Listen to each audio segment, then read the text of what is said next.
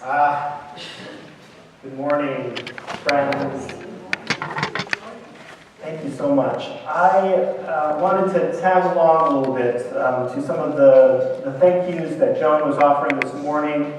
Were it not for Joan and Heidi, their great efforts, their diligence in asking some great questions and participating in discernment, my wife and my daughter, Nancy and Ashley, and I would not be here. And for that, I'm grateful. And for the tireless work of Martha, who has helped coordinate this morning's worship service. And let me jump right to the saddle this morning. I am so thankful and appreciative. And I'd like you all to give them a round of applause for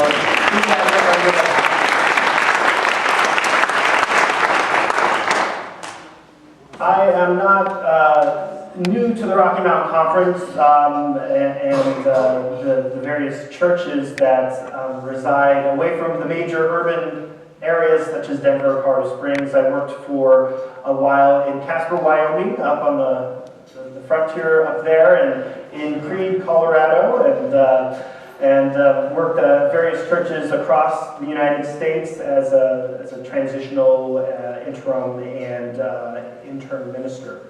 It is good to be here with you all for a few months. I appreciate the extravagant welcome that was offered to me and my family this morning.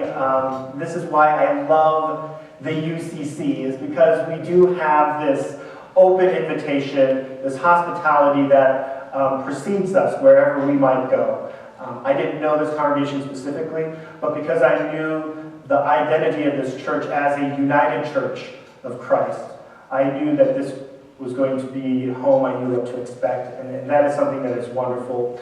I invite you to make yourselves welcome here in this space and comfortable. Relax, take a sigh of relief or a deep breath, or move out of your pews, make yourselves comfortable, move around if you need to.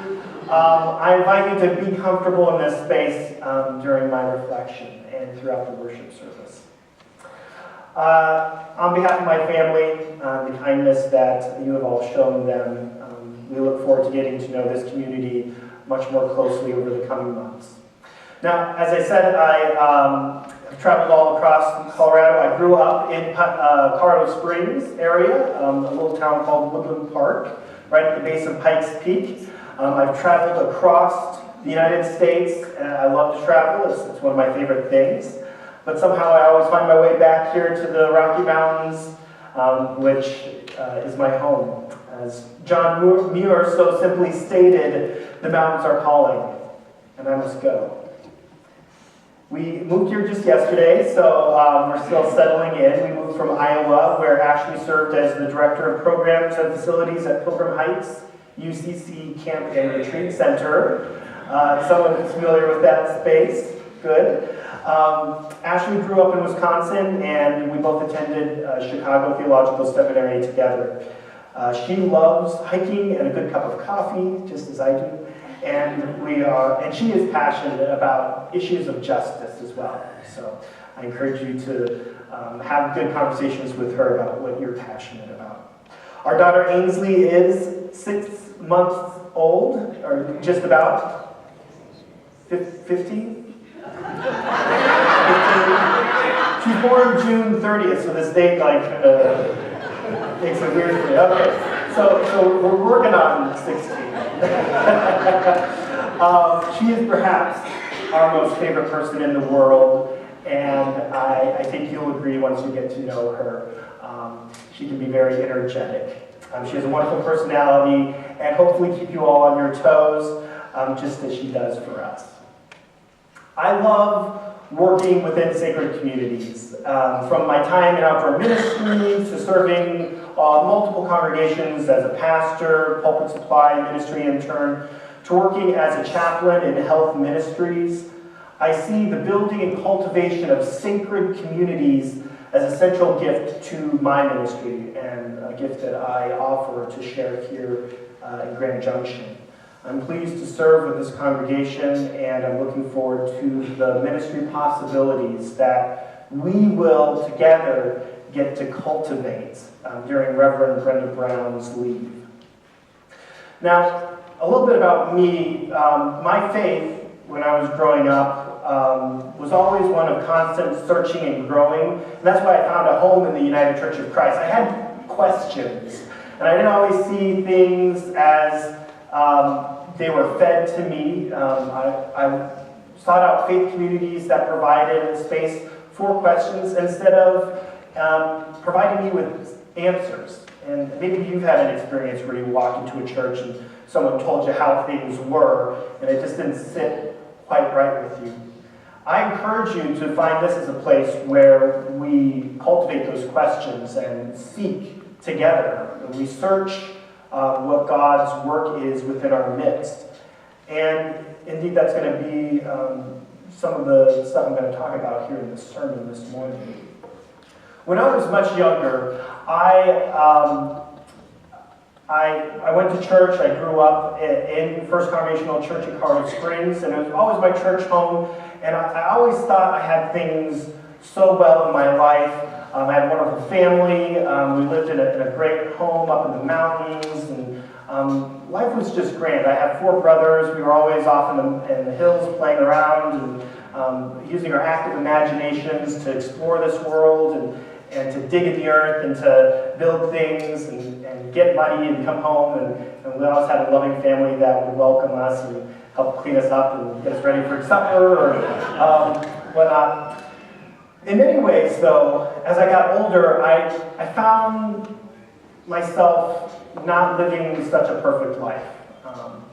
In many ways, I kind of resonate with the Pharisee this morning in the story that Jesus tells, where the Pharisee is on the steps of the church, and he is perhaps praying to God, but saying, "Thank God I'm not like those people out there, the people who don't have it together, the people who are a mess, who showed up here without their morning coffee. They could have spent an extra minute pouring a cup or something. Thank God I'm not like that." But on the inside, I wonder what that Pharisee really is experiencing or feeling. Perhaps if that Pharisee was truly honest with himself, he might resonate a little bit more with what the tax collector is saying in this morning's scripture. The tax collector doesn't even have awareness of the Pharisee, doesn't even approach the steps, is down low on the ground and looks up to God and says, "Oh, God, forgive me, a sinner, a tax collector. I don't have my life together. I forgot my coffee this morning. I scrambled. I didn't know what I was doing. Today feels like one catastrophe after another, and there is no way that I'm going to make it through this day, at least not without your help." So, as a teenager, I was kind of resonating between these two types. At school, was the Pharisee. I had these schoolmates who had their lives together, or I thought they had their lives together, and I'd go around in school and make friends with everyone and try to pretend like I had my life together too, that I was normal, and I was perfect and good, and that got me in a little bit of trouble because I started to overachieve in a lot of ways. I lettered 19 times in football and cross country and drama and music and choirs and Science Olympiad, and I packed my life so full with all these things because I needed to feel that sense of success, because inside I was that tax collector. I was struggling and I was hurting.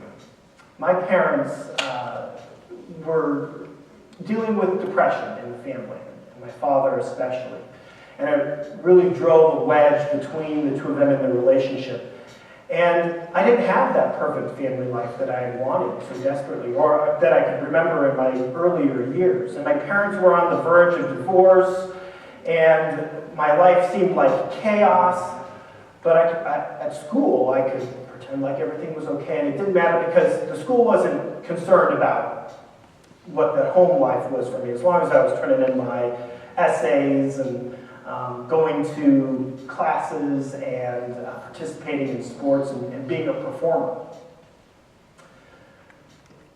That's where my faith really began to turn, because late in middle school, early high school, I really began to get involved in my church's youth group.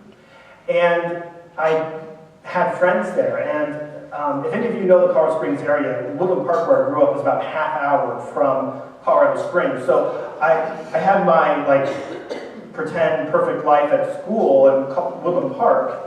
And then on the weekends, I'd go to Colorado Springs and go to church. And it was such a breath of fresh air, because it was a space where I felt like I truly belonged. I could be my true self. I remember that the summer before I went to high school, my freshman year, I attended the Rocky Mountain Conference of the United Church of Christ's MAD camp, and maybe some people have done that experience at La Forêt. Maybe some of our youth will be able to participate that during the summer. And I went to La Forêt for a week as a freshman, and my life had fallen apart. My parents had just divorced, and I thought I was going crazy inside, but I was trying to be tough on the outside. I went to camp, and I found the outdoors that summer to be extremely liberating for me. I discovered a freedom that I'd never known before. As a part of the camp's Thursday night Vesper service, an evening with prayers and music and a sermon, the directors of the camp had our parents, unbeknownst to us campers, write letters to us. And during that Vesper service, they went around and they passed out a letter from our parents to each of us. And I got a letter from my mom. And I was terrified when I opened it, because I didn't know what to expect in this letter and what it was going to be about.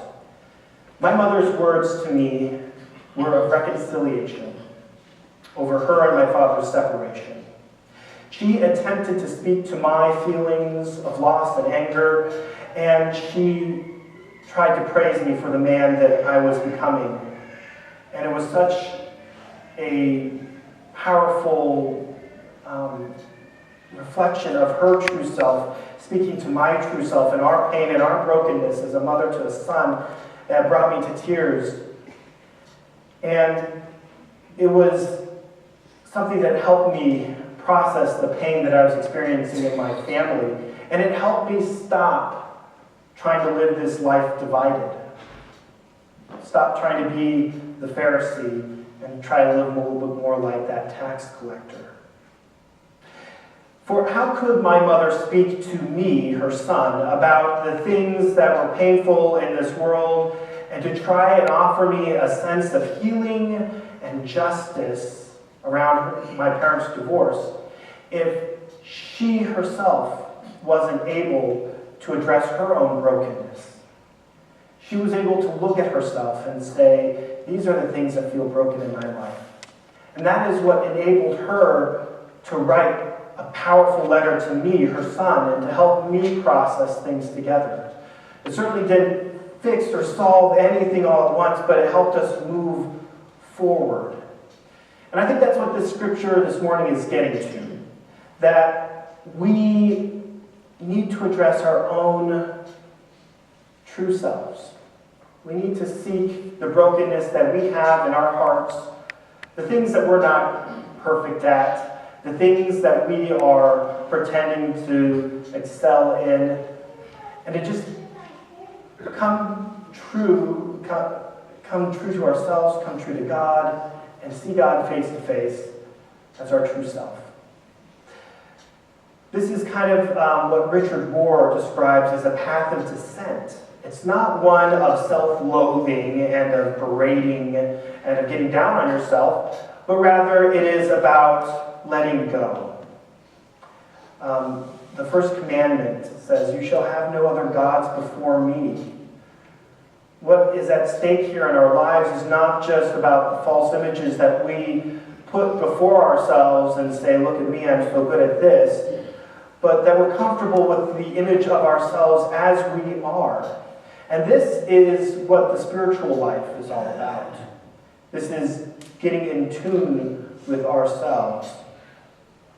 When C.G. Jung was an old man, one of his students read John Bunyan's Pilgrims Progress, and he asked Jung, "What has your pilgrimage really been about?"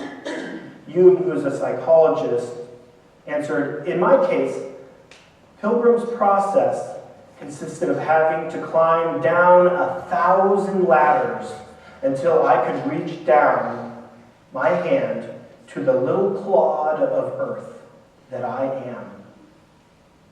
And that's freedom. That is reaching down into the depths of the mud and pulling up from it and creating it to be something that is molded and held. In Latin, the word human means earth. Being human means acknowledging that we're made from the earth, and of the earth we come, and to the earth we return. We're not much more than that. But in that we are of the earth, I find something very beautiful and poetic about that.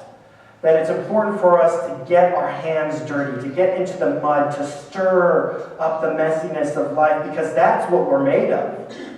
That's what we really are. And when we have these hearts that God pulled from the earth and crafted and placed in our chest and breathed life into, and we try to make it something more than that, we're standing up above everyone else saying, "Hey, I have my life all together," and the rest of you, well, maybe you need an extra cup of coffee, I don't know. We demean what God has called us to be, which is a broken community that is beautiful. Someone was pointing out to me this morning these stained glass windows, and each panel of glass in here had to be cut and broken and carved down into little pieces so that it could be created into something beautiful and whole. The glass had to be broken so that it could be used for a purpose that is beautiful and community building. And from what I understand, these windows are precious to this community, probably in more ways than we'll ever understand. So when we look at them, think about how that brokenness creates beauty in our lives and in the world. So, humility is difficult.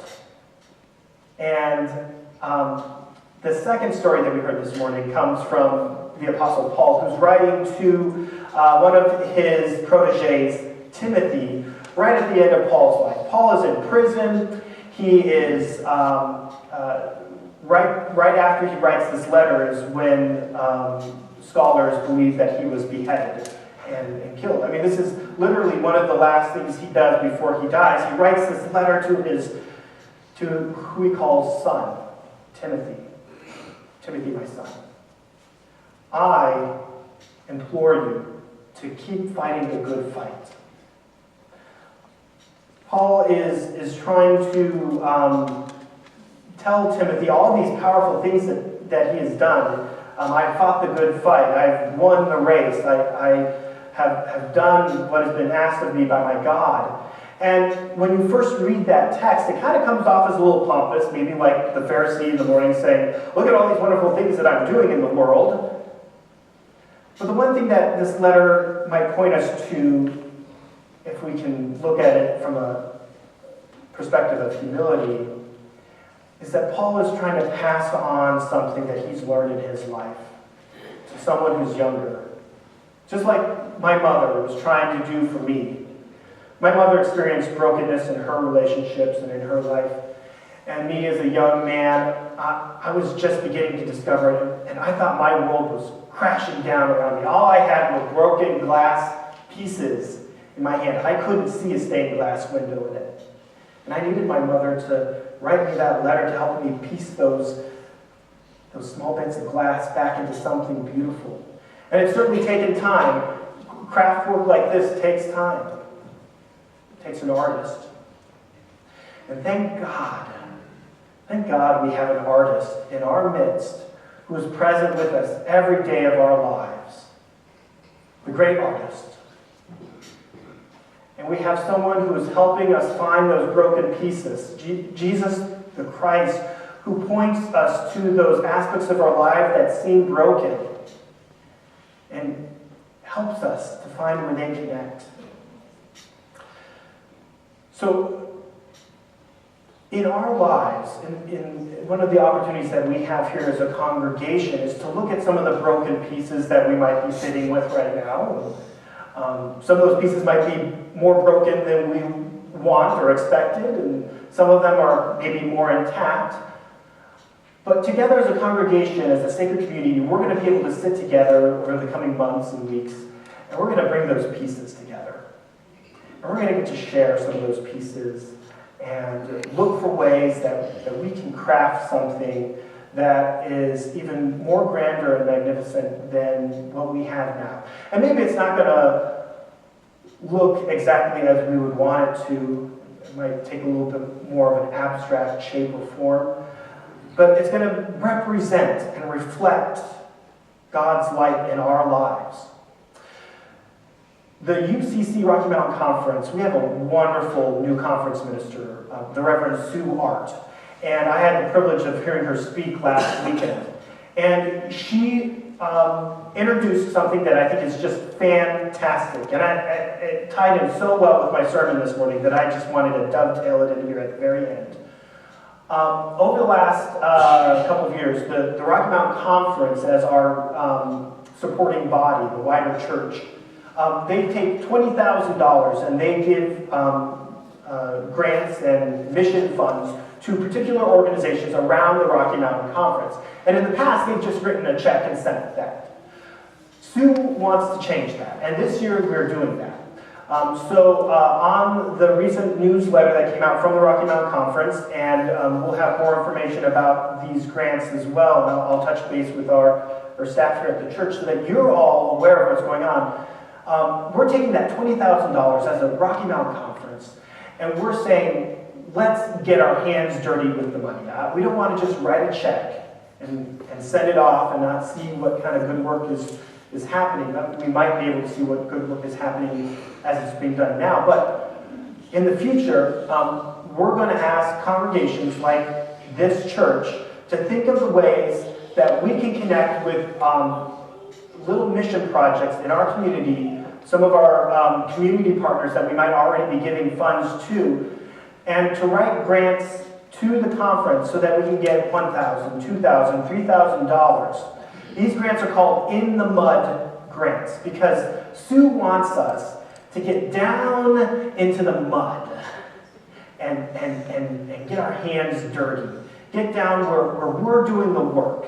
So it's not just about writing a check to the food pantry. It's about showing up to the food pantry and meeting the people who are there, handing them food, cooking them a meal, making sure that they have an ear, that someone's listening to them and paying attention to them, that they find themselves in a ministry and a place that matters, where they matter. In the Mud grants are designed for us as the church to do what we as the church do best, which is to find those places that are broken and to do some justice in the world. We're humans, and God created us out of the mud of the earth and crafted these hearts and crafted these minds and these hands.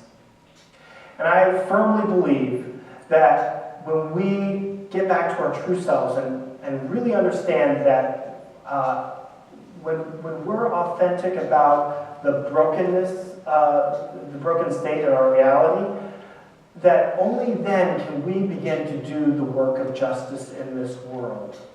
If I'm not aware of the broken places, then there's no way I can go about offering justice to those who feel trapped in those broken places. If I'm not willing to admit where I've been hurt in my life and in need of some care and love and healing, then there's no way that I can see your brokenness and say, oh yeah, let's talk about that. Let's connect. Instead, I might tend to be more like that Pharisee, standing up high and saying, thank God I'm not broken like you. And folks, that just isn't true. We're all human. We're all made of the mud of the earth, this creative clay that builds something beautiful. And my hope and my promise to you here is that together we will move forward and hopefully take a cue from Paul at the end of our lives to be able to write a letter to someone that we love and share our wisdom for the life that we've lived.